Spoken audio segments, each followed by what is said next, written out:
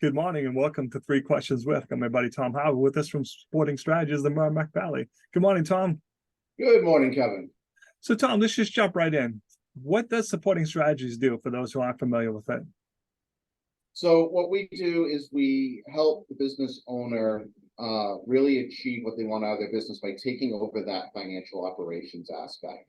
Depending upon the size of the business and their need, that can be everything from basic bookkeeping, reconciliation, and then handling their transactions like their bills, their invoicing, and their payroll. But that can all go up to us being that outsourced financial controller and giving them CFO level advisory services. So there's a big range in there, but our services can grow as they grow, and our expertise can be applied in many different ways. I laugh, Tom, because former CFO of a bank, accounting degree and stuff, I like accounting. But I find most of my business friends don't.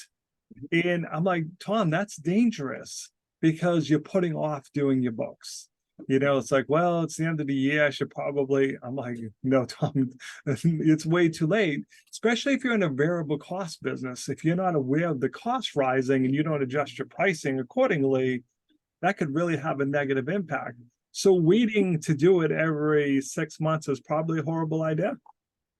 It is, and that's why you kind of bring us in, because not only are we going to get that reconciliation, one of the things that we see with business owners is that they look at that and they get that blank stare because they're just looking at numbers.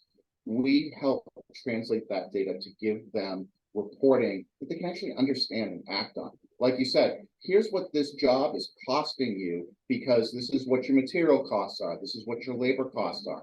So this is what you're charging. Are you profitable? And if you're not profitable, then what do we need to do to adjust that? Do we need to lower your costs? Do we need to raise your pricing? What makes sense in that regard? And that's part of what we do on the advisory side is really dig into that. But the other side too is cash flow is a really big thing that we look at. And that goes to the resiliency piece that I don't think a lot of bookkeepers and accountants really spend enough time on. You can be as profitable all you want, but if you can't pay your bills because you're in a tight cash flow cycle, or there's some other pending issue that could derail your business overnight, that's not going to be a long-term viable plan for your business. So we try and build in those systems to help better manage that. A good example is a cash flow forecasting report, so that you know 11, 12 weeks ahead of time if you're going to hit a cash flow crunch, so that we can use our expertise to get you tools to get you through that. I love the policies and procedures, Tom. I had a friend get mad at me a few months ago because he was doing all his billing at the last day of the month. I'm like, so you're giving everyone a 30-day loan, basically. What are you talking about? I'm like, well, Tom, if you did the job on the first day of the month and don't bill until the last day of the month, and then they take 30 days to pay you, now you're waiting 60 days for your money. I didn't think of it that way. That's where policies and procedures come in to learn, so you may think, oh, it's just easy, I'll just do it all at the end of the month. Well, as you mentioned, that may have a bad impact on your cash flow. So you got to consider stuff like that, right? Exactly. When are you sending out payments? How long does it take me to collect them? Are there ways to kind of shorten that cycle? And sometimes there are, and sometimes they're not. And if there's not, and you're reaching your cash flow capacity, well, that's where my 21 years of banking experience comes in and says, okay, let's talk to your bank. Let's get a line of credit set up so that can help manage that gap so that you can bring on that bigger client and finance the upfront costs. And then you pay off that line of credit and you still make a lot of profits because of the size of the job, and you're not hamstrung because you don't have the cash on hand. You have a solution. That's just one of the tools in the toolkit that can help with that we can advise. So let's talk a little bit about pricing, because I have friends on both sides of this. I have some friends who their pricing is just too low. I'm like, Tom, you're, considerably below the average market for this. Then I have one or two friends that their pricing is just sky high. I'm like, Tom, I see your business is slowing down because word is out that your pricing so much higher that people like, I can call someone else and save 20% without getting the same level of service. So can you advise people on where their pricing should come in? We can do industry studies to see what the average price is, and we can compare that to the types of services that you're offering, the level of quality, and give you some advice on that. If you're charging too low, you could not only are you leaving money on the table, but you could have clients turning you away because that assumption of a lower price, they're assuming a lower quality and they're not going to shop you. So if you're providing a higher quality service and you're underpricing yourself, you're actually limiting yourself in terms of your clientele.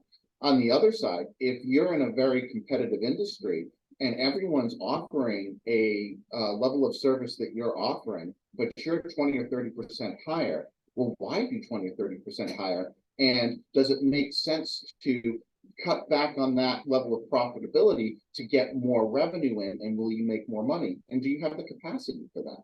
So we look at the nuts and bolts of why is your pricing this way? And does it make sense to adjust your pricing either up or down to either build in some extra capacity to be able to handle that, or to take a step back and say you can do fewer jobs without having to bring on more people if you raise your pricing, and you will still make more money in the end by working with fewer clients that are willing to pay you more because your services are that high quality. So last question is talking about the future. Well, a lot of companies are at a point they're ready to grow, and maybe they need a new truck to do that. And they're looking at, here's the cost of the truck, the cost of bringing on a new employee. Do I have the ability to pay this person while I'm scaling up? So can you help people with making that decision of when it makes sense to hire that next employee? Yes, we can. And one of the ways that we do that is we do both debt scheduling forecasting, and we also do revenue forecasting. So we can really delve into that and say, okay, this is when you hire person A. This is how long it's going to probably take them to get ramped up with you. And this is when you can expect an ROI. Here's what your cash flow looks like. Here's what your profitability looks like in the meantime. And this is where you're going to be 6 months from now, a year from now, and 2 years from now, so that you know how that is going to grow. We can also take a look and see how much business are you losing because you don't have the current capacity to do that, right? If you're turning away jobs, and people in the trades industry, this is a perfect example right now, they're drinking from the fire hose. There's more work out there than they can handle. If they can get some good strategic hires, they can capture more of that work, and the hire will pay for themselves very quickly. So it all depends upon what the needs of the business are, what the cash flow looks like. And if they're looking to grow, do they need to build that extra capacity now? Or do they need to grow their sales and their revenues first? And then once they reach a certain point, then they need to bring someone on to prepare for that higher load of work. So we can help people be very strategic about that. So Tom, what's the best way for people to reach out to you? How can they learn more? So they can give me a call on my cell phone, 781-424-2204, or you can reach out to me via email at Thomas Howard, no dots, no dashes or anything, at supportingstrategies.com. Tom, I appreciate you taking a few minutes to call into the show, and as always, thanks for being my friend. Thank you, Kevin. Really appreciate it.